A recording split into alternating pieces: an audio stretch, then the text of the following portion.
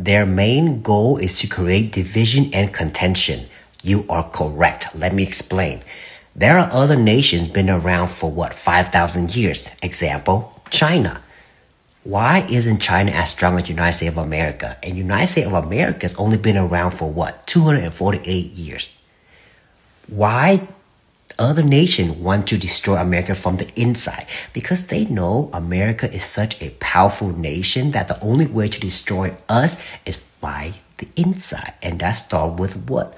Politicians. If you can bribe politicians to make certain rules, certain regulations to benefit foreign countries, then United States will eventually erode from the inside. This is how I feel, because people are telling me communism is better than what America have right now. That is bullshit. The Constitution is a proven recipe to work. Wake up. They want us divided for a reason.